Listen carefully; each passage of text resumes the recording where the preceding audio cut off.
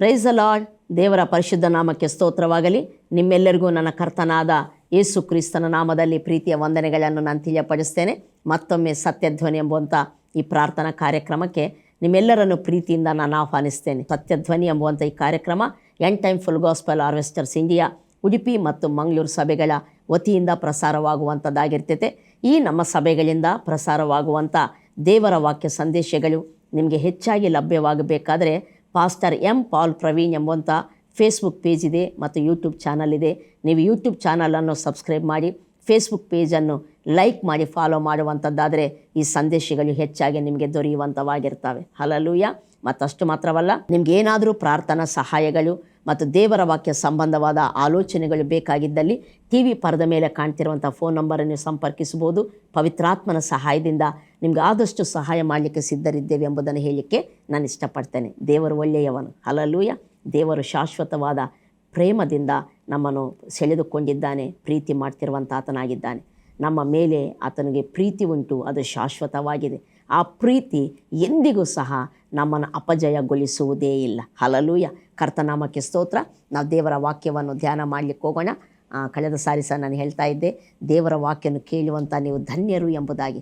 ಯಾಕಂದರೆ ಯೇಸು ಸ್ವಾಮಿ ಮರಿಯಳಿಗೆ ಆತನು ಹೇಳ್ತಾನೆ, ತನ್ನ ಪಾದದ ಬಳಿಯಲ್ಲಿ ಕೂತು ಆಕೆ ಆತನ ಮಾತುಗಳನ್ನು ಕೇಳ್ತಾ ಇರ್ತಾಳೆ. ಮಾರ್ತಳೆ ಬಂದು, ನನ್ನ ಸಹೋದರಿ ಕೆಲಸಕ್ಕೆ ನನ್ನೊಬ್ಬಳನ್ನೇ ಬಿಟ್ಟಿದ್ದಾಳೆ, ನನಗೆ ನೆರವಾಗಲಿಕ್ಕೆ ಹೇಳ್ಬಾರ್ದಾ ಅಂತೇಳಿ ಯೇಸುಸ್ವಾಮಿ ಹತ್ರ ಕೇಳ್ತಾಳೆ. ಆಗ ಯೇಸುಸ್ವಾಮಿ ಹೇಳ್ತಾರೆ, ಮಾರ್ತಳೆ, ನೀನು ಅನೇಕ ಚಿಂತೆಗಳಲ್ಲಿಯೂ ಗಡಿಬಿಡಿಗಳಲ್ಲಿಯೂ ಸಿಕ್ಕಿಕೊಂಡಿದ್ದಿ, ಆದರೆ ಬೇಕಾದದ್ದು ಒಂದೇ, ಆ ಉತ್ತಮ ಭಾಗವನ್ನು ಮರಿಯಳು ಆರಿಸಿಕೊಂಡಿದ್ದಾಳೆ ಎಂಬುದಾಗಿ. ಆ ಉತ್ತಮ ಭಾಗವೇನೆಂದರೆ ಯೇಸುವಿನ ಮಾತುಗಳನ್ನು ಕೇಳುವಂಥದ್ದು. ಈಗ ನಾವು ದೇವರ ವಾಕ್ಯವನ್ನು ಕೇಳ್ತಿದ್ದೇವೆ. ಇದು ಯೇಸುವಿನ ಬಾಯಿಂದ ಬಂದ ಮಾತುಗಳಾಗಿರ್ತವೆ. ಎಲ್ಲ ದೇವರ ವಾಕ್ಯವು ಕರ್ತನಾದ ಯೇಸು ಕ್ರಿಸ್ತನೇ ಆಗಿದ್ದಾನೆಂಬುದಾಗಿ ಸತ್ಯವೇದ ಹೇಳ್ತೈತೆ. ಅದಕ್ಕೆ ವಾಕ್ಯವನ್ನು ಕೇಳುವುದಕ್ಕೆ ಯಾರು ಆರಿಸಿಕೊಳ್ತಾರೋ ಅವರು ಉತ್ತಮ ಭಾಗವನ್ನು ಆರಿಸಿಕೊಂಡಿದ್ದಾರೆ. ಅದು ನಮ್ಮಿಂದ ತೆಗೆಯಲ್ಪಡುವುದಿಲ್ಲ ಎಂಬುದಾಗಿ ಸತ್ಯವೇದ ಹೇಳ್ತೈತೆ. ಕರ್ತನಾಮಕ್ಕೆ ಸ್ತೋತ್ರ. ಉತ್ತಮ ಭಾಗವನ್ನು ಆರಿಸಿಕೊಂಡಂಥ ನೀವು ಬುದ್ಧಿವಂತರು. ಖಂಡಿತವಾಗಿ ಈ ಒಂದು ನೀವು ಕೇಳ್ತಿರುವಂಥ ವಾಕ್ಯಗಳು ನಿಮ್ಮ ಜೀವಿತವನ್ನು ನಿಮ್ಮ ಗ್ರಾಹಿಕೆಗೆ ಮೀರಿ ಆಶೀರ್ವದಿಸುವಂಥವಾಗಿರ್ತವೆ. ಬಟ್ ಒಂದು ಚಿಕ್ಕ ಸಂಗತಿ, ಏನು ಕೇಳ್ತಿದ್ದೇವೋ ಅದನ್ನು ನಾವು ನಂಬಿ ನಡೆಯುವಂಥವರು ಆಗಿರಬೇಕು. ಹಲ್ಲೆಲೂಯಾ. ಕರ್ತನಾಮಕ್ಕೆ ಸ್ತೋತ್ರ. ನಾವು ದೇವರ ವಾಕ್ಯವನ್ನು ಕೇಳಿಕೊಳ್ಳೋಣ. ಕಳೆದ 3 ವಾರಗಳಿಂದ ದೇವರ ಯೇಸು ಕ್ರಿಸ್ತನ ಶಿಲುಬೆಯ ಮರಣದ ಸಮಾಚಾರ, ಅದು ಏನಾಗಿದೆ, ಅದು ನಂಬುವವರಿಗೆ ಏನು ಮಾಡ್ತೈತೆ, ನಂಬದವರು ಏನಾಗ್ತಾರೆ ಎಂಬುವ ಸಂಗತಿಗಳನ್ನು ನಾವು ಧ್ಯಾನ ಮಾಡ್ತಿದ್ದೇವೆ. ಅದಕ್ಕೆ ಪೂರಕವಾಗಿ ಕೊರಿಂಥದವರಿಗೆ ಬರೆದಂಥ ಮೊದಲನೇ ಪತ್ರಿಕೆ 1ನೇ ಅಧ್ಯಾಯ 18ನೇ ವಚನವನ್ನು ನಾವು ಆಧಾರ ವಾಕ್ಯವಾಗಿ ತೆಗೆದುಕೊಂಡಿದ್ದೇವೆ. ಇವತ್ತು ಸಹ ಆ ವಾಕ್ಯವನ್ನು ಮತ್ತೊಮ್ಮೆ ನಾವು ಓದಿಕೊಳ್ಳೋಣ. ಶಿಲುಬೆಯ ವಿಷಯವಾದ ಮಾತು. ಕೊರಿಂಥದವರಿಗೆ ಬರೆದ ಮೊದಲನೇ ಪತ್ರಿಕೆ 1ನೇ ಅಧ್ಯಾಯ 18ನೇ ವಚನ. ಶಿಲುಬೆಯ ವಿಷಯವಾದ ಮಾತು ನಾಶನದ ಮಾರ್ಗದಲ್ಲಿರುವವರಿಗೆ ಹುಚ್ಚು ಮಾತಾಗಿದೆ, ರಕ್ಷಣೆಯ ಮಾರ್ಗದಲ್ಲಿರುವ ನಮಗಾದರೂ ದೇವರ ಶಕ್ತಿಯಾಗಿದೆ. Praise the lord. ದೇವರ ವಾಕ್ಯ ಹೇಳ್ತೈತೆ, ಶಿಲುಬೆಯ ವಿಷಯವಾದ ಮಾತು ಇದು ಏನೆಂಬುದಾಗಿ ಕಳೆದ 3 ವಾರಗಳಲ್ಲಿ ಒಂದು ವಿವರವಾಗಿ ನಾವು ನೋಡಿಕೊಂಡವರಾಗಿದ್ದೇವೆ. ಶಿಲುಬೆಯ ವಿಷಯವಾದ ಮಾತು ಅಂದರೆ ಕ್ರಿಸ್ತನ ಶಿಲುಬೆಯ ಮರಣ, ಹೂಣಲ್ಪಡುವಿಕೆ, ಪುನರುತ್ಥಾನದ ವಿಷಯವಾದ ಮಾತು ಎಂಬುದಾಗಿ. ಅದರ ಅರ್ಥ, ಆತನ ಶಿಲುಬೆಯ ಮರಣ, ಪುನರುತ್ಥಾನ, ಹೂಣಲ್ಪಡುವಿಕೆ, ಪುನರುತ್ಥಾನದಲ್ಲಿ ದೇವರು ಮನುಷ್ಯರಿಗೆ ಏನು ಮಾಡಿದ್ದಾನೋ ಆ ಆಶೀರ್ವಾದಗಳ ಕುರಿತು ತಿಳಿಸುವಂಥ ಸಮಾಚಾರವೇ ಶಿಲುಬೆಯ ವಿಷಯವಾದ ಮಾತು. ಮತ್ತು ಅದಕ್ಕೆ ಇನ್ನೊಂದು ನಾವು ಯಾವಾಗಲೂ ಉಪಯೋಗಿಸುವಂಥ ಪದ ಸುವಾರ್ತೆ ಎಂಬುದಾಗಿ. ಸುವಾರ್ತೆ ಮತ್ತೇನೂ ಅಲ್ಲ, ಆತನ ಶಿಲುಬೆಯ ವಿಷಯವಾದ ಮಾತೇ ಸುವಾರ್ತೆ. ಅದುವೇ ಸುವಾರ್ತೆ. ಆ ಸುವಾರ್ಥ ವಾಕ್ಯವಂತೆ ಯಾರಾದರೆ ನಂಬುವುದಿಲ್ಲವೋ ನಾಶನ ಮಾರ್ಗದಲ್ಲಿರುವವರಿಗೆ ಹುಚ್ಚು ಮಾತಂತೆ. ಹುಚ್ಚು ಮಾತಂತೆ ಯಾರು ಹೇಳ್ತಾರೆ? ಅದನ್ನು ನಂಬದವರು. ಅದು ದೇವರ ಮಾತು ಎಂಬುದಾಗಿ, ದೇವರು ಮಾಡಿರುವ ಕಾರ್ಯ ಎಂಬುದಾಗಿ ಯಾರಾದರೆ ಅದನ್ನು ಆತ್ಮದಿಂದ ಗ್ರಹಿಸಿಕೊಂಡು ನಂಬುವುದಿಲ್ಲವೋ ಅದು ಅವ್ರಿಗೆ ಹುಚ್ಚು ಮಾತಾಗಿರ್ತೈತೆ. ಯಾರು ಅದನ್ನು ಹುಚ್ಚು ಮಾತು ಅಂತೇಳಿ ತಿರಸ್ಕರಿಸ್ತಾರೋ ಅವರೇ ನಾಶನ ಮಾರ್ಗದಲ್ಲಿರುವವರು ಎಂಬುದಾಗಿ. ಎರಡನೇದಾಗಿ ನಾವು ನೋಡ್ತೇವೆ, ರಕ್ಷಣಾ ಮಾರ್ಗದಲ್ಲಿರುವ ನಮಗಾದರೂ ದೇವರ ಶಕ್ತಿ ಎಂಬುದಾಗಿ. ರಕ್ಷಣಾ ಮಾರ್ಗದಲ್ಲಿರುವವರು ಯಾರಂದರೆ ನಂಬುವವರೇ. ನಾವು ಇದೇ ವಾಕ್ಯವನ್ನು ರೋಮಾಪುರದವರಿಗೆ ಬರೆದ ಪತ್ರಿಕೆ 1ನೇ ಅಧ್ಯಾಯ 16ನೇ ವಚನದಲ್ಲಿ ನಾವು ನೋಡ್ತೇವೆ. ಅಲ್ಲಿ ಬರೆಯಲ್ಪಟ್ಟಿದೆ, ಪೌಲನು ಹೇಳ್ತಾನೆ, ಈ ಸುವಾರ್ಥ ವಾಕ್ಯವು, ಈ ಸುವಾರ್ತೆಯು ದೇವರ ಬಲಸ್ವರೂಪವಾಗಿದ್ದು ಮೊದಲು ಯೆಹೂದ್ಯರಿಗೆ, ನಂತರ ಗ್ರೀಕರಿಗೆ, ಅಂತೂ ನಂಬುವವರೆಲ್ಲರಿಗೂ ಅದು ರಕ್ಷಣೆಯನ್ನು ಉಂಟು ಮಾಡುವಂಥದ್ದಾಗಿದೆ ಎಂಬುದಾಗಿ. ಸುವಾರ್ತೆ ದೇವರ ಶಕ್ತಿ ಯಾರಿಗಂದರೆ ನಂಬುವವರಿಗೆ. ಅದು ಯಹೂದ್ಯರಾಗಲಿ ಗ್ರೀಕರಾಗಲಿ, ನಂಬುವ ಪ್ರತಿಯೊಬ್ಬರನ್ನು ರಕ್ಷಿಸುವ ದೇವರ ಶಕ್ತಿ, ರಕ್ಷಿಸುವ ದೇವರ ಸಾಧನ, ರಕ್ಷಿಸುವ ದೇವರ ಮಾರ್ಗ. ದೇವರೊಬ್ಬನನ್ನು ರಕ್ಷಿಸಬೇಕಂದ್ರೆ ಆತನ ಸುವಾರ್ತೆಯನ್ನು ನಾವು ನಂಬುವುದರಿಂದಲೇ ನಮ್ಮನ್ನು ರಕ್ಷಿಸ್ತಾನೆ. ಬೇರೆ ಮಾರ್ಗವಿಲ್ಲ, ಬೇರೆ ಮಾರ್ಗವಿಲ್ಲ. ಹಲ್ಲೆಲೂಯಾ. ಅದಕ್ಕೆ ಆಕಾಶದ ಕೆಳಗೆ ಭೂಮಿ ಮೇಲೆ ಕೊಡಲ್ಪಟ್ಟ ಬೇರೆ ಯಾವ ಹೆಸರಿನಿಂದಲೂ ರಕ್ಷಣೆ ಇಲ್ಲ, ಕರ್ತನಾದ ಯೇಸು ಕ್ರಿಸ್ತನ ನಾಮದಲ್ಲಿ ಬಿಟ್ಟರೆ ಎಂಬುದಾಗಿ. ಅದಕ್ಕೆ ಆತನಲ್ಲಿ, ಆ ಕ್ರಿಸ್ತನಲ್ಲಿ ಏನಾಗಿದೆಯೋ ಆ ಸುವಾರ್ತೆ ಮೂಲಕ, ಅದನ್ನು ನಂಬುವುದರ ಮೂಲಕ ಮಾತ್ರ ದೇವರ ರಕ್ಷಣೆಯನ್ನು ನಮ್ಮ ಜೀವನದಲ್ಲಿ ನಾವು ಹೊಂದಿಕೊಳ್ಳುವಂಥವರು ನಾವು ಆಗಿರ್ತೇವೆ. ಅದಕ್ಕೆ ಸುವಾರ್ತೆ ಎಷ್ಟು ಶಕ್ತಿವಂತವಾದದ್ದಂದರೆ ನಮ್ಮನ್ನು ರಕ್ಷಿಸುವಷ್ಟು ಶಕ್ತಿವಂತವಾದದ್ದು. ನಮ್ಮ ಆತ್ಮಗಳನ್ನು ನರಕದಿಂದ, ಮರಣದಿಂದ, ಸೈತಾನನ ಬಂಧನಗಳಿಂದ, ನಮ್ಮ ಪಾಪಗಳಿಂದ, ಶಾಪಗಳಿಂದ, ರೋಗಗಳಿಂದ, ಎಲ್ಲ ಈ ಲೋಕದ ವೈರಿಯ ಮೋಸಗಳಿಂದ, ವಂಚನೆಗಳಿಂದ, ಎಲ್ಲ ಗಲಿಬಿಲಿಗಳಿಂದ ನಮ್ಮನ್ನು, ನಮ್ಮ ಆತ್ಮ, ಪ್ರಾಣ, ದೇಹಗಳನ್ನು ರಕ್ಷಿಸುವಂಥ ಶಕ್ತಿ ಆತನ ಸುವಾರ್ತೆಗೆ, ಅಂದರೆ ಆತನ ಶಿಲುಬೆಯ ಮಾತುಗೆ ಇರುವಂಥದ್ದು ಆಗಿದೆ ಎಂಬುದಾಗಿ. ಆದ್ದರಿಂದ ಶಿಲುಬೆಯ ಮಾತು ಸಾಮಾನ್ಯವಾದದ್ದಲ್ಲ. ಈ ದಿನಗಳಲ್ಲಿ ಲೋಕವೆಲ್ಲ ಲೆಂಟ್ ಡೇಸ್ ಎಂಬುದಾಗಿ ಶಿಲುಬೆಯ ಮಾತನ್ನು ಧ್ಯಾನ ಮಾಡ್ತಾ ಬರ್ತಾರೆ. ಆತನ ಮರಣವನ್ನು ಜ್ಞಾಪಕ ಮಾಡಿಕೊಳ್ತಾ ಬರ್ತಾರೆ. ಅದು ಯಾಕೆ ನಿಜಕ್ಕೂ ಅದು ಆಶೀರ್ವಾದಕರ. ಯಾಕಂದರೆ ಆತನ ಮರಣವನ್ನು ಜ್ಞಾಪಕ ಮಾಡಿಕೊಳ್ಳುವಾಗ ದೇವರು ಆತನ ಮರಣದಲ್ಲಿ ಏನು ಮಾಡಿದ್ದಾನೋ ನಾವು ಜ್ಞಾಪಕ ಮಾಡಿಕೊಳ್ತೇವೆ. ಯಾವಾಗಾದರೆ ಆ ದೇವರು ನಮ್ಗೆ ಏನು ಮಾಡಿದ್ದಾನೋ ಎಂಬ ಸಮಾಚಾರವನ್ನು ನಾವು ಜ್ಞಾಪಕ ಮಾಡಿಕೊಳ್ಳುವಾಗ ಅದು ನಮ್ಮಲ್ಲಿ ನಂಬಿಕೆಯನ್ನು ಉಂಟು ಮಾಡ್ತೈತೆ. ಆ ನಂಬಿಕೆ ನಮ್ಮನ್ನು ರಕ್ಷಿಸುವಂಥದ್ದಾಗಿರ್ತದೆ. ಆ ನಂಬಿಕೆಯ ಮೂಲಕ ದೇವರ ಸುವಾರ್ಥ ವಾಕ್ಯ ನಮ್ಮನ್ನು ರಕ್ಷಿಸುವಂಥದ್ದು ಆಗಿರ್ತದೆ. ಹಲ್ಲೆಲೂಯಾ. ಇವತ್ತು ಸಹ ನಾವು ಮುಂದುವರಿಸಿ ನಾವು ಧ್ಯಾನ ಮಾಡ್ತಾ ಹೋಗೋಣ. ಆತನ ಶಿಲುಬೆಯ ಮರಣದಲ್ಲಿ ಏನಾಗಿದೆ. ನಾವು ಪ್ರಾರಂಭದಲ್ಲಿ ನಾವು ನೋಡಿದೆವು. ಆತನ ಮರಣ ಹೇಳುವಂಥದ್ದೇನೆಂದರೆ ಆತನು ನಮ್ಮೆಲ್ಲರಿಗೋಸ್ಕರ ಸತ್ತದರಿಂದ ನಾವು ಸಹ ಆತನೊಂದಿಗೆ ಸತ್ತಂತೆ ಆಯಿತು ಎಂಬುದಾಗಿ. 2 ಕೊರಿಂಥಿ 5:14 ಈ ಮಾತನ್ನು ನಾವು ನೋಡುವಂಥವರಾಗಿರ್ತೇವೆ. ಅಂದರೆ ಆತನು ಸತ್ತಾಗ ನಾವು ಸತ್ತಂತೆ ಆಯಿತು. Praise the lord. ಆತ ನಮ್ಮೆಲ್ಲರಿಗೋಸ್ಕರ ಸತ್ತದರಿಂದ ನಾವೆಲ್ಲರೂ ಆತನೊಂದಿಗೆ ಸತ್ತಂತಾಯಿತು ಎಂಬುದಾಗಿ. ಹಾಗಾದರೆ ಆತನ ಮರಣ ಹೇಳೋದು ಇದು ನನ್ನ ಮರಣವಲ್ಲ, ನನ್ನೊಂದಿಗೆ ನೀವು ಮರಣಿಸಿದ್ದೀರಿ ಎಂಬುದಾಗಿ. ಈ ಮರಣ ಆಶೀರ್ವಾದಕರವ? ಖಂಡಿತವಾಗಿ. ಯಾಕಂದರೆ ಆತನೊಂದಿಗೆ ಸತ್ತಂತ ನಾವಂತೆ ಪಾಪದ ಪಾಲಿಗೆ ಸತ್ತಿದ್ದೇವೆ, ಪಾಪದ ವಶದಿಂದ ಬಿಡುಗಡೆ ಹೊಂದಿದ್ದೇವೆ. ಒಟ್ಟಾರೆ ಆತನ ಮರಣ ಸಾರುವ ಸುವಾರ್ತೆ ಏನೆಂದರೆ ನನ್ನೊಂದಿಗೆ ನೀವು ಸತ್ತಿದ್ದೀರಿ, ನನ್ನೊಂದಿಗೆ ಸತ್ತಂತ ನೀವುಗಳು ಪಾಪದಿಂದ ನೀವು ಬಿಡುಗಡೆ ಹೊಂದಿದ್ದೀರಿ, ಪಾಪದ ಪಾಲಿಗೆ ಸತ್ತವರಾಗಿದ್ದೀರಿ, ಪಾಪದ ವಶದಿಂದ ಬಿಡುಗಡೆ ಹೊಂದಿದ್ದೀರಿ ಎಂಬುದಾಗಿ. ಎರಡನೇದಾಗಿ ನಾವು ಕಳೆದ ವಾರ ನಾವು ನೋಡಿಕೊಂಡೆವು. ಅದೇನೆಂದರೆ ಆತನ ಮರಣ ಸಾರುವಂಥ, ಆತನ ಶಿಲುಬೆಯು ಸಾರುವಂಥ ಸಂದೇಶವೇನೆಂದರೆ, ಆತನ ಶಿಲುಬೆ ತೋರಿಸುವಂಥದ್ದೇನೆಂದರೆ ನಮ್ಮ ಮೇಲೆ ದೇವರಿಗೆ ಇರುವಂಥ ಪ್ರೀತಿ ಆತನ ಶಿಲುಬೆಯ ಮರಣದಲ್ಲಿ ಸಿದ್ಧಾಂತ ಮಾಡಲ್ಪಟ್ಟಿದೆ, ರುಜುವು ಮಾಡಲ್ಪಟ್ಟಿದೆ ಎಂಬುದಾಗಿ. ಅನೇಕ ಸಾರಿ ಈ ಲೋಕದ ಸಮಸ್ಯೆಗಳಲ್ಲಿ ನಾವು ಹೋಗುವಾಗ ಒಂದು ಪ್ರಶ್ನೆ ನಮ್ಮನ್ನು ಕಾಡ್ತೈತೆ. ದೇವರಿಗೆ ನಾನಂದರೆ ಇಷ್ಟ ಇಲ್ಲ, ದೇವರಿಗೆ ನಾನಂದರೆ ಕಾಳಜಿ ಇಲ್ಲ, ದೇವರು ನನ್ನನ್ನು ನೋಡೋದೇ ಇಲ್ಲ, ದೇವರು ನನ್ನ ಪ್ರಾರ್ಥನೆಯನ್ನು ಕೇಳೋದೇ ಇಲ್ಲ, ನನಗೆ ಸಹಾಯ ಮಾಡಲಿಕ್ಕೆ ಆತನಿಗೆ ಇಷ್ಟನೇ ಇಲ್ಲ, ಚಿತ್ತನೇ ಇಲ್ಲ ಎಂಬುದಾಗಿ ನಾವು ಅಂದುಕೊಳ್ತಾ ಬರ್ತೇವೆ. ಯಾಕಂದರೆ ದೇವರಿಗೆ ನಾವಂದರೆ ಪ್ರೀತಿನೇ ಇಲ್ಲ ಎಂಬುವಂಥ ಒಂದು ಅಭಿಪ್ರಾಯ ನಮ್ಮದು. ಬಟ್ ಅದು ಸೈತಾನನ ಸುಳ್ಳು. ಆತನ ಶಿಲುಬೆ ಸಾರ್ತಾ ಇದೆ. ದೇವರಿಗೆ ನಮ್ಮ ಮೇಲೆ ಪ್ರೀತಿ ಇರೋದು ನಿಜ, ಅದನ್ನು ರುಜುವು ಮಾಡಿ ಅದನ್ನು ಸಾರುತ್ತಾ ಇದೆ ಯೇಸು ಕ್ರಿಸ್ತನ ಶಿಲುಬೆ. ಏನೆಂದರೆ ಆತನು ಮರಣಿಸಿದ್ದಾನೆ, ನಾವಿನ್ನೂ ಪಾಪಿಗಳಾಗಿದ್ದಾಗಲೇ ಆತ ನಮಗೋಸ್ಕರ ಪ್ರಾಣ ಕೊಟ್ಟದರಲ್ಲಿ ದೇವರಿಗೆ ನಮ್ಮ ಮೇಲೆ ತನಗಿರುವ ಪ್ರೀತಿಯನ್ನು ದೇವರು ಸಿದ್ಧಾಂತ ಮಾಡಿದ್ದಾನೆ ಎಂಬುದಾಗಿ. ನಮ್ಮ ಮೇಲೆ ತನಗಿರುವ ಪ್ರೀತಿಯನ್ನು ದೇವರು ಸಿದ್ಧಾಂತ ಮಾಡಿದ್ದಾನೆ. ಆತನ ಶಿಲುಬೆ ಸಾರುವಂಥ ಸುವಾರ್ತೆದ ಮಗನೇ, ಮಗಳೇ, ನಿನ್ನ ಮೇಲೆ ದೇವರಿಗಿರುವ ಪ್ರೀತಿಯನ್ನು ದೇವರು ಈ ರೀತಿ ಸಿದ್ಧಾಂತ ಪಡಿಸಿದ್ದಾನೆ, ಈ ರೀತಿ ರುಜುವು ಮಾಡಿದ್ದಾನೆ. ಈಗಲಾದರೂ ತಿಳ್ಕೊ, ದೇವರು ನಿನ್ನನ್ನು ಪ್ರೀತಿ ಮಾಡ್ತಿದ್ದಾನೆ, ದೇವರು ನಿನ್ನ ಪಕ್ಷವಾಗಿದ್ದಾನೆ, ದೇವರು ನಿನ್ನ ವಿಷಯದಲ್ಲಿ ಕಾಳಜಿ ಉಳ್ಳಾತನಾಗಿದ್ದಾನೆ, ದೇವರು ನಿನ್ನ ಸಹಾಯ ನಿನಗೆ ತಪ್ಪುವುದೇ ಇಲ್ಲ, ದೇವರು ಈ ಪ್ರೀತಿ ನಿನ್ನನ್ನು ಅಪಜಯಗೊಳಿಸುವುದೇ ಇಲ್ಲ, ಪ್ರೀತಿಸುವ ದೇವರು ನಿನ್ನನ್ನು ಕೈ ಬಿಟ್ಟಾನೋ ಸಾಧ್ಯನೇ ಇಲ್ಲ ಎಂಬುವಂಥ ಸಂದೇಶ ಆತನ ಶಿಲುಬೆಯ ಸಂದೇಶವಾಗಿದೆ. ಇದನ್ನು ನಾವು ನಂಬಬೇಕು. ದೇವರ ಪ್ರೀತಿ ಶಿಲುಬೆಯಲ್ಲಿ ತೋರಿ ಬಂದಿದೆ. ಆತ ನನ್ನನ್ನು ಪ್ರೀತಿಸ್ತಿದ್ದಾನಂತ ನೀವು ನಂಬುವಂಥದ್ದಾದರೆ ನೀನು ರಕ್ಷಣೆಯನ್ನು ಅನುಭವಿಸುವಂಥ ವ್ಯಕ್ತಿಯಾಗಿರ್ತೀಯ. ಎರಡನೇದಾಗಿ ಕಳೆದ ವಾರ ನಾವು ನೋಡಿದೆವು, ಆತನ ಶಿಲುಬೆಯ ಮರಣ ಹೇಳುವಂಥದ್ದು ಏನೆಂದರೆ ನಮ್ಮ ಅಪರಾಧಗಳು ಆತನ ಲೆಕ್ಕಕ್ಕೆ ಹಾಕಲ್ಪಟ್ಟಿದ್ದಾವೆ. ನಮ್ಮ ಪಾಪಗಳು ನಮ್ಮ ಲೆಕ್ಕದಲ್ಲಿಲ್ಲ. ನಾವು ದೇವರಿಗೆ ನೀತಿ ಸ್ವರೂಪಿಗಳಾಗುವಂತೆ ಆತನು ಪಾಪ ಸ್ವರೂಪಿಯಾಗಿ ಮಾಡಲ್ಪಟ್ಟು ಮರಣಕ್ಕೆ ಒಳಗಾಗಿದ್ದಾನೆ. ಆದ್ದರಿಂದ ಆತನ ಶಿಲುಬೆಯ ಮರಣ ಸಾರುವಂಥ ಸಂದೇಶವೇನೆಂದರೆ, ನಿಮ್ಮ ಪಾಪಗಳು ನಿಮ್ಮ ಲೆಕ್ಕದಲ್ಲಿಲ್ಲ. ನೀವು ದೇವರ ನೀತಿ ಸ್ವರೂಪಿಗಳಾಗುವಂತೆ ನಾನು ಅಂದರೆ ಆ ಯೇಸು ಹೇಳುವಂಥ ಮಾತು, ಆ ಶಿಲುಬೆ ಹೇಳುವಂಥ ಮಾತು, ಆತನು ಪಾಪ ಸ್ವರೂಪಿಯಾಗಿ ಮಾಡಲ್ಪಟ್ಟಿದ್ದಾನೆ.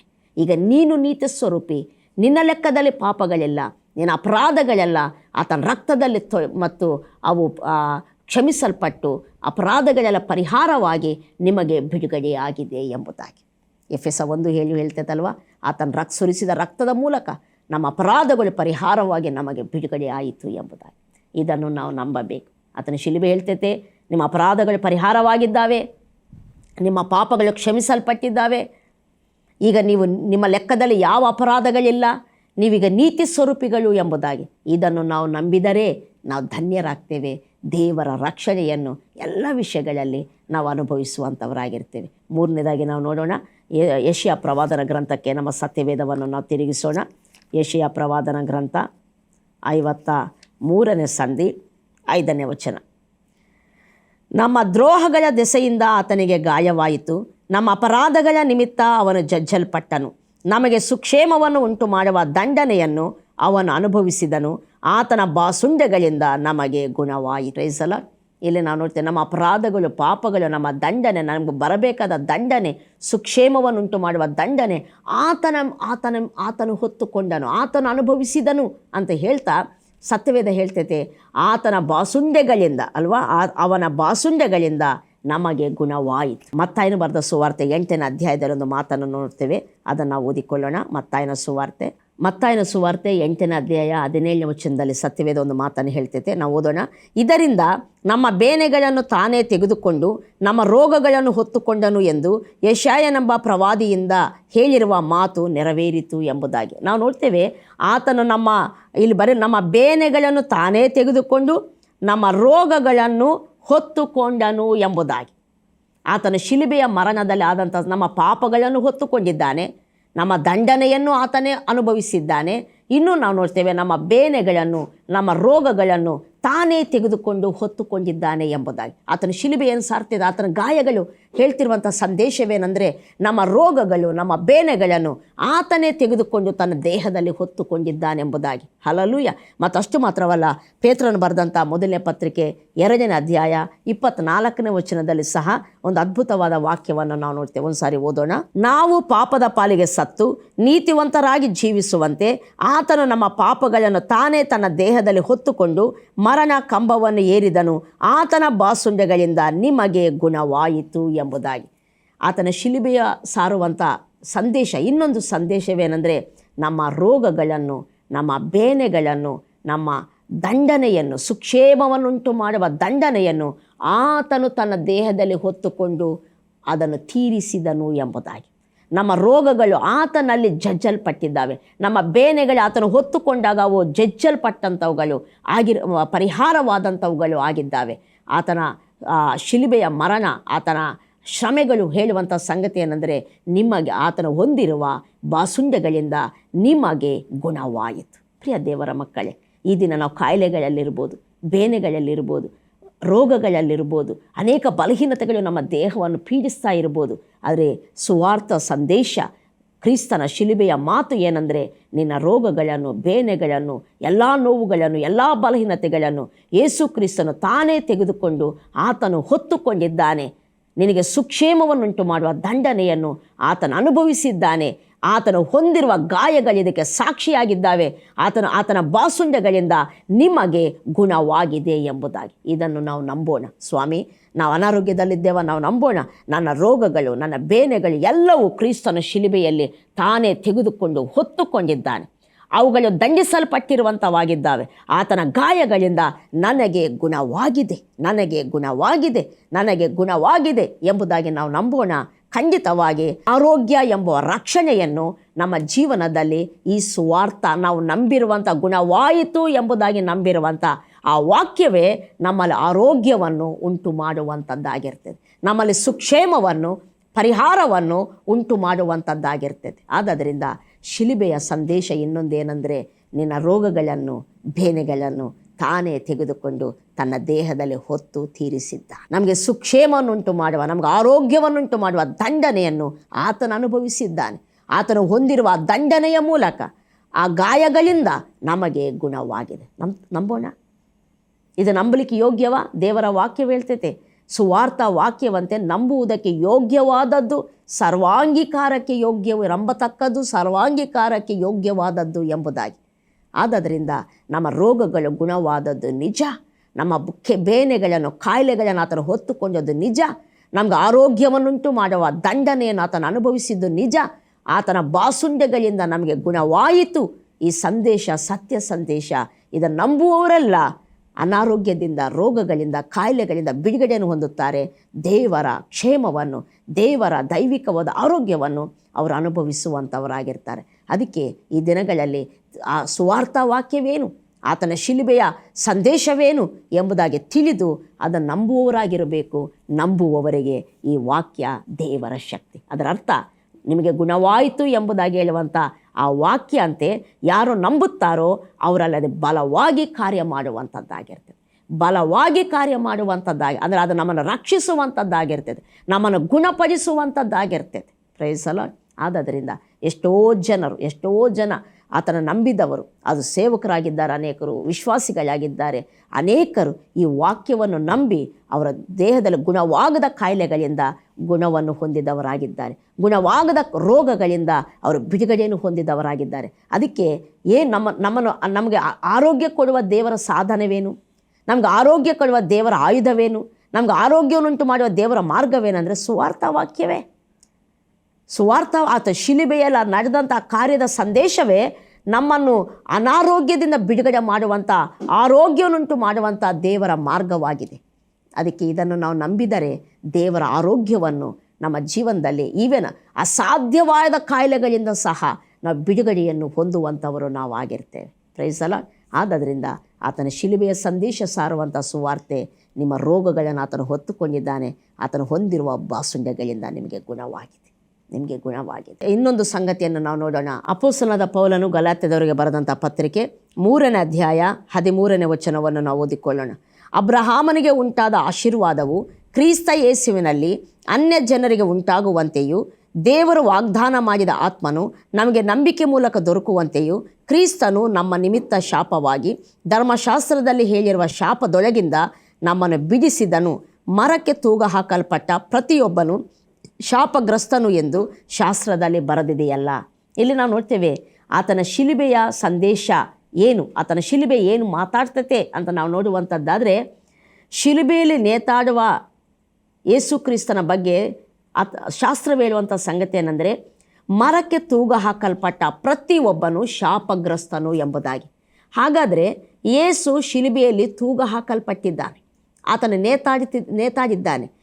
ಅಂದರೆ ಆತನ ಬಗ್ಗೆ, ಆ ಶಿಲುಬೆಯಲ್ಲಿ ನೇತಾಡ್ತಿರುವ ಆತನ ಬಗ್ಗೆ ಶಾಸ್ತ್ರ ಹೇಳುವಂಥ ಸಂಗತಿ ಏನೆಂದರೆ ಆತನ ಶಾಪಗ್ರಸ್ತನು ಎಂಬುದಾಗಿ. ನಿಜ ಆತನ ಶಾಪಗ್ರಸ್ತನ? ದೇವರಿಗೆ ವಿರುದ್ಧವಾಗಿ ಬ್ರತಿಕಿದವನು ಶಾಪಗ್ರಸ್ತನೆಂಬುದಾಗಿ ಶಾಸ್ತ್ರ ಹೇಳ್ತತೆ. ಬಟ್ ಆದರೆ ಯೇಸು ದೇವರಿಗೆ ಪ್ರಿಯ ಮಗನು, ದೇವರು ಆತನನ್ನು ಮೆಚ್ಚಿದ್ದೇನೆಂಬುದಾಗಿ ಹೇಳ್ತಾನೆ. ಬಟ್ ಆತನ ಹೇಗೆ ಶಾಪಗ್ರಸ್ತನಾದ? ಯಾಕಾಗ ಆತನ ಮರದಲ್ಲಿ ಆ ಮರಕ್ಕೆ ತೂಗ ಹಾಕಲ್ಪಟ್ಟ? ಇದಕ್ಕೆ ಕಾರಣ ನಮ್ಮ ಪಾಪಗಳು. 2 ಕೊರಿಂಥಿ 5ನೇ ಅಧ್ಯಾಯ 19ನೇ ವಚನ ಹೇಳ್ತೈತೆ, ದೇವರು ನಮ್ಮ ಅಪರಾಧಗಳನ್ನು ನಮ್ಮ ಲೆಕ್ಕಕ್ಕೆ ಹಾಕದೆ ಕ್ರಿಸ್ತನಲ್ಲಿ ನಮ್ಮನ್ನು ತನ್ನೊಂದಿಗೆ ಸಂಧಾನ ಮಾಡಿಕೊಳ್ಳುತ್ತಿದ್ದಾನೆಂಬುದೇ ಎಂಬುದಾಗಿ. ಅಂದರೆ ನಮ್ಮ ಪಾಪಗಳು ನಮ್ಮ ಲೆಕ್ಕದಲ್ಲಿ ಹಾಕಲ್ಪಡಲಿಲ್ಲ. ನಾವು ದೇವರ ನೀತಿ ಸ್ವರೂಪಿಗಳಾಗುವಂತೆ ಪಾಪ ಜ್ಞಾನವಿಲ್ಲದ ಆತನನ್ನು ದೇವರು ಪಾಪ ಸ್ವರೂಪಿಯಾಗ ಮಾಡಿದನೆಂಬುದಾಗಿ ಅದೇ 2 ಕೊರಿಂಥಿ 5ನೇ ಅಧ್ಯಾಯ 21ನೇ ವಚನ ಹೇಳುವಂಥದ್ದಾಗಿರ್ತದೆ. ನಮ್ಮ ಪಾಪಗಳು ಆತನ ಲೆಕ್ಕಕ್ಕೆ ಹಾಕಲ್ಪಟ್ಟವು. ನಮ್ಮ ಪಾಪಗಳು ನಮ್ಮಿಂದ ತೊಲಗಿ ಹೋದವು, ಆತನ ಲೆಕ್ಕಕ್ಕೆ ಹಾಕಲ್ಪಟ್ಟವು. ನಮಗೆ ದೇವರೊಂದಿಗೆ ಸಂಧಾನವಾಯಿತು. ನಾವು ದೇವರ ನೀತಿ ಸ್ವರೂಪಿಗಳಾಗುವಂತೆ ಆತನು ಪಾಪ ಸ್ವರೂಪವಾಗಿ ಮಾಡಲ್ಪಟ್ಟ. ಆತನು ಪಾಪಿಯಾಗಿ ನಮ್ಮ ನಿಮಿತ್ತ ಮಾಡಲ್ಪಟ್ಟ. ನಮ್ಮ ಪಾಪಗಳನ್ನು ಹೊತ್ತುಕೊಂಡು ಆತನ ಆತನ ಪಾಪಿಯಾದದರಿಂದ ಆತನು ಶಾಪಗ್ರಸ್ತನು ಎಂಬುದಾಗಿ ಶಾಸ್ತ್ರ ಹೇಳುವಂಥದ್ದಾಗಿರ್ತದೆ. ನಮ್ಮ ಪಾಪಗಳನ್ನು, ನಮ್ಮ ಶಾಪಗಳನ್ನು ಆತನು ಹೊತ್ತುಕೊಂಡಿದ್ದಾನೆ. ಆದ್ದರಿಂದ ದೇವರ ವಾಕ್ಯ ಹೇಳ್ತೈತೆ. ಅದು ಯಾಕೆ ಅಂದರೆ ಅಬ್ರಹಾಮನಿಗೆ ಉಂಟಾದ ಆಶೀರ್ವಾದಗಳು ನಮಗೆ ಕ್ರಿಸ್ತ ಯೇಸುವಿನಲ್ಲಿ ಉಂಟಾಗುವಂತೆಯೂ ವಾಗ್ದಾನ ಮಾಡಲ್ಪಟ್ಟ ಪವಿತ್ರಾತ್ಮನು ನಮಗೆ ದೊರಕುವಂತೆಯೂ ಎಂಬುದಾಗಿ ಬರೆಯಲ್ಪಟ್ಟಿರುವಂಥದ್ದಾಗಿದೆ.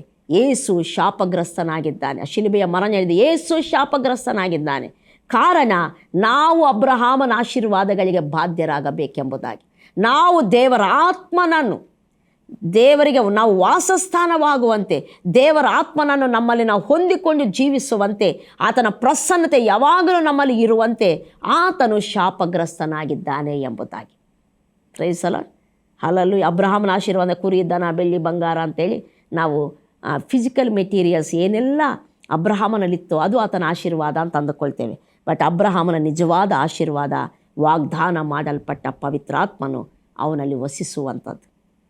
Price the lord. ನಾವು ಅದಕ್ಕೆ ಅಬ್ರಹಾಮನ ಆಶೀರ್ವಾದದಿಂದ ದೇವರ ಆತ್ಮನು ನಮ್ಮಲ್ಲಿ ವಾಸ ಮಾಡುವಂಥದ್ದು. ನಾನು ಹೇಳ್ತಾ ದೇವರ ಆತ್ಮನು ನಿನ್ನಲ್ಲಿದ್ದಾನ, ಬೆಳ್ಳಿ, ಬಂಗಾರ, ಹಣ, ಕುರಿ, ದನ ಎಲ್ಲ ಸಹ ನಮ್ಮ ಹಿಂದೆ ಬರುವಂಥದ್ದಾಗಿರ್ತದೆ. ಅದರ ಪ್ರಶ್ನೆ ಇಲ್ಲ. ಬಟ್ ವಿಷಯ ಅಬ್ರಹಾಮನ ಆಶೀರ್ವಾದ ಅಂದ ಕೂಡಲೇ ಮೆಟೀರಿಯಲ್ ಥಿಂಗ್ಸ್ ಅಲ್ಲ, ನಮ್ಮ ಒಳಗಡೆ ದೈವ ಪ್ರಸನ್ನತೆ ಶಾಶ್ವತವಾಗಿ ಪವಿತ್ರಾತ್ಮನ ಮೂಲಕ ವಾಸವಾಗಿರುವಂಥದ್ದು. ಯಾವಾಗಾದರೂ ದೈವ ಪ್ರಸನ್ನತೆ ಹೊಂದಿರ್ತೇವಲ್ಲ, ಕೊರತೆಯ ಜೀವಿತವೇ ಇಲ್ಲ. ಯಾವ ಮೇಲಿಗೂ ಕಡಿಮೆ ಇಲ್ಲ, ಯಾವ ವಸ್ತುವಿಗೂ ಏನು ನಮಗೆ ಬೇಕೋ ಆ ಸಂಗತಿಗಳಿಗೆ ನಮಗೆ ಕೊರತೆಯೇ ಇರುವುದಿಲ್ಲ. Praise the lord. ಆದ್ದರಿಂದ ಈ ಅಬ್ರಹಾಮನ ಆಶೀರ್ವಾದ ನಮಗೆ ಉಂಟಾಗುವಂತೆ ಆತನು ಶಾಪಗ್ರಸ್ತನಾಗಿದ್ದಾನೆ. ಸತ್ಯವೇದ ಹೇಳ್ತೈತೆ, ಆತನು ನಿಮ್ಮ ನಿಮಿತ್ತ ಶಾಪಗ್ರಸ್ತನಾಗಿದ್ದಾನೆ, ನೀವು ಆಶೀರ್ವಾದ ಭರಿತರಾಗುವಂತೆ, ಪವಿತ್ರಾತ್ಮನಿಗೆ ನೀವು ವಾಸಸ್ಥಾನವಾಗುವಂತೆ, ಅಬ್ರಹಾಮನ ಆಶೀರ್ವಾದ ನಿಮಗೆ ಉಂಟಾಗುವಂತೆ ಎಂಬುದಾಗಿ. ಅದಕ್ಕೆ ಆ ಸಂದೇಶ ಏನು ಹೇಳ್ತೈತೆ ಅಂದರೆ, ನೀನು ಆಶೀರ್ವಾದ ಭರಿತ, ನೀನು ಆಶೀರ್ವದಿಸಲ್ಪಟ್ಟ ವ್ಯಕ್ತಿ, ಅಬ್ರಹಾಮನ ಆಶೀರ್ವಾದಕ್ಕೆ ನೀನು ಬಾಧ್ಯನಾಗಿದ್ದೀಯಾ, ವಾಗ್ದಾನ ಮಾಡಲ್ಪಟ್ಟ ಪವಿತ್ರಾತ್ಮನ ನಿನ್ನಲ್ಲಿ ವಾಸವಾಗಿದ್ದಾನೆ ಎಂಬುದಾಗಿ ಆತನ ಶಿಲುಬೆಯ ಮರಣ ಸಂದೇಶವನ್ನು ಸಾರುವಂಥದ್ದಾಗಿರ್ತದೆ. ಇದನ್ನು ನಾವು ನಂಬಬೇಕು. ಎಸ್, ಆತನ ಮರಣ ಹೇಳ್ತೈತೆ, ಆತ ನನ್ನ ನಿಮಿತ್ತ ಶಾಪಗ್ರಸ್ತನಾಗಿದ್ದಾನೆ, ನನ್ನ ಶಾಪಗಳು ಆತನ ಮೇಲೆ ಹಾಕಲ್ಪಟ್ಟಿದ್ದಾವೆ, ಈಗ ನಾನು ಆಶೀರ್ವಾದಕ್ಕೆ ಬಾಧ್ಯನಾಗಿದ್ದೇನೆ, ಪವಿತ್ರಾತ್ಮನಿಗೆ ವಾಸಸ್ಥಾನವಾಗಿದ್ದೇನೆ, ನನ್ನಲ್ಲಿ ಪವಿತ್ರಾತ್ಮನ ವಾಸ ಮಾಡ್ತಿದ್ದಾನೆ ಎಂಬುದಾಗಿ ಇದನ್ನು ನಾವು ನಂಬುವಂಥದ್ದಾದರೆ, ಯಾವ ವಾಕ್ಯವನ್ನು ನಂಬುತ್ತಿದ್ದೆವೋ ಆ ವಾಕ್ಯ ನಮ್ಮಲ್ಲಿ ಬಲವಾಗಿ ಕಾರ್ಯ ಸಾಧಿಸ್ತೈತೆ, ನಮ್ಮನ್ನು ರಕ್ಷಿಸುವಂಥದ್ದು ಆಗಿರ್ತದೆ. ನಂಬೋಣ. ಈ ಸಂಗತಿಗಳನ್ನು ನಾವು ನಂಬಬೇಕು. ಆತನು ಹೊಂದಿರುವ ಬಾಸುಂಡಗಳಿಂದ ನಮಗೆ ಗುಣವಾಯಿತು, ನಮ್ಮ ರೋಗಗಳು, ಬೇನೆಗಳು ಆತನು ಹೊತ್ತುಕೊಂಡಿದ್ದಾನೆ. ಎರಡನೇದಾಗಿ ಇವತ್ತು ನಾವು ಕೇಳ್ತಿರುವಂಥ ಸಂಗತಿ, ನಮ್ಮ ಶಾಪಗಳು ಆತನ ಮೇಲೆ ಹಾಕಲ್ಪಟ್ಟಿದ್ದಾವೆ, ಅಬ್ರಹಾಮನ ಆಶೀರ್ವಾದಕ್ಕೆ ನಾವು ಬಾಧ್ಯರಾಗಿದ್ದೇವೆ, ಪವಿತ್ರಾತ್ಮನಿಗೆ ನಾವು ವಾಸಸ್ಥಾನವಾಗಿ ಮಾಡಲ್ಪಟ್ಟಂಥವರು ನಾವು ಆಗಿದ್ದೇವೆ. ಈಗ ನಾವು ದೆವ್ವಗಳಿಗೆ ಅಥವಾ ದುರಾತ್ಮಗಳಿಗೆ ಅಥವಾ ಯಾವ ಶಾಪಗಳಿಗೆ ನಾವು ವಾಸಸ್ಥಾನವಲ್ಲ, ನಾವು ಆಶೀರ್ವಾದಕ್ಕೆ, ಪವಿತ್ರಾತ್ಮನಿಗೆ ವಾಸಸ್ಥಾನವಾಗಿದ್ದೇವೆ. ದೇವರ ವಾಕ್ಯ ಹೇಳ್ತೈತೆ, ನೀತಿವಂತನ ತಲೆ ಆಶೀರ್ವಾದದ ನೆಲೆ ಎಂಬುದಾಗಿ. ನಾವು ನೀತಿವಂತರು, ಯಾಕಂದರೆ ಕ್ರಿಸ್ತನ ಶಿಲುಬೆ ಹೇಳ್ತಾ ಇದೆ. ನಾವು ಆಶೀರ್ವಾದಕ್ಕೆ ಬಾಧ್ಯರು, ಕ್ರಿಸ್ತನ ಶಿಲುಬೆ ಹೇಳ್ತಾ ಇದೆ. ನಾವು ಆರೋಗ್ಯಕ್ಕೆ ಬಾಧ್ಯರು, ಸುಕ್ಷೇಮ ನಮಗಿದೆ, ಆತನ ಶಿಲುಬೆ ಮರಣ ಸಾರ್ತಾ ಇದೆ. ಆದ್ದರಿಂದ ನಮ್ಮಲ್ಲಿ ದುರಾತ್ಮ ಇರ್ತಾನ. ಅನೇಕರಿಗೆ ಯಾವಾಗಲೂ ಏನಾದರೂ ದೆವ್ವ ಹಿಡಿದಿದ್ದ, ನನಗೆ ಏನಾದರೂ ಸೈತಾನ ಕಾರ್ಯ ಮಾಡ್ತಿದ್ದಾನ ನನ್ನ ಮನೆಯಲ್ಲಿ, ನನ್ನಲ್ಲಿ ಏನಾದರೂ ದುರಾತ್ಮ ಹೋಗಿದ್ದಾರಾ, ಇದೇ ಸಂಗತಿಗಳು. ಬಟ್ ಅರ್ಥ ಮಾಡಿಕೊಳ್ಬೇಕು, ಆತನ ಶಿಲುಬೆ ವಾರ್ತೆ ಹೇಳ್ತೈತೆ, ನೀವು ಪವಿತ್ರಾತ್ಮನಿಗೆ ವಾಸಸ್ಥಾನವಾಗಿ ಮಾಡಲ್ಪಟ್ಟವರಾಗಿದ್ದೀರಿ. ನಾವು ದೇವರಾತ್ಮನಿಗೆ ವಾಸಸ್ಥಾನವಾಗಿದ್ದೇವಾ? ಯಾವ ದುರಾತ್ಮನಿಗೂ ನಮ್ಮಲ್ಲಿ ಸ್ಥಳ ಇಲ್ಲ. ನಾವು ನಂಬಬೇಕು, ನಾನು ಪವಿತ್ರಾತ್ಮನಿಗೆ ಆಲಯವಾಗಿದ್ದೇನೆಂಬುದಾಗಿ. ಅದಕ್ಕೆ ಪೌಲನು ಕೊರಂತಿದ್ದವರಿಗೆ ಹೇಳ್ತಾನೆ, ನೀವು ದೇವರಾತ್ಮನು ನಿಮ್ಮಲ್ಲಿ ವಾಸ ಮಾಡ್ತಾನೆ ಅಂತಲೂ, ನೀವು ಪವಿತ್ರಾತ್ಮನಿಗೆ ಆಲಯವಾಗಿದ್ದೀರಿ ಅಂತ ನಿಮಗೆ ತಿಳಿಯೋದೋ? ಸುವಾರ್ತೆ ಸಾರಲ್ಪಡ್ತಾ ಇದೆ, ನೀವು ಪವಿತ್ರಾತ್ಮನಿಗೆ ಆಲಯ ಎಂಬುದಾಗಿ, ವಾಗ್ದಾನ ಮಾಡಲ್ಪಟ್ಟ ಆತ್ಮ ನಿಮ್ಮಲ್ಲಿ ವಾಸ ಮಾಡ್ತಿದ್ದಾನೆಂಬುದಾಗಿ.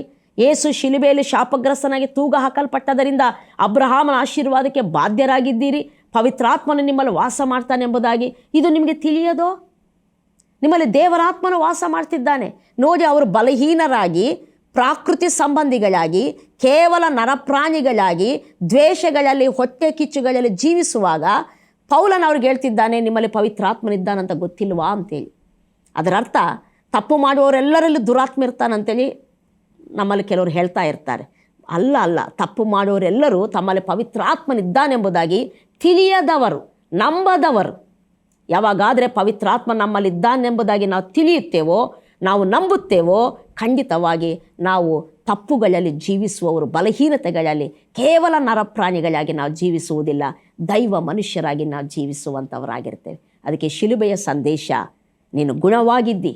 ಶಿಲುಬೆಯ ಸಂದೇಶ, ನೀನು ಪವಿತ್ರಾತ್ಮನಿಗೆ ವಾಸಸ್ಥಾನವಾಗಿದ್ದಿ, ಅಬ್ರಹಾಮನ ಆಶೀರ್ವಾದಕ್ಕೆ ಬಾಧ್ಯನಾಗಿದ್ದಿ ಎಂಬುದಾಗಿ. ಇದನ್ನು ನಾವು ನಂಬೋಣ, ದೇವರ ಮಹಿಮೆಯನ್ನು ನಾವು ಕಾಣೋಣ. ನಾವು ಪ್ರಾರ್ಥನೆ ಮಾಡಿಕೊಳ್ಳೋಣ. ಪ್ರೀತಿಯುಳ್ಳ ಪರಲೋಕದ ತಂದೆ ದೇವರೇ, ಯೇಸು ಕ್ರಿಸ್ತನ ನಾಮದಲ್ಲಿ ನಿಮಗೆ ಸ್ತೋತ್ರ ಸ್ವಾಮಿ.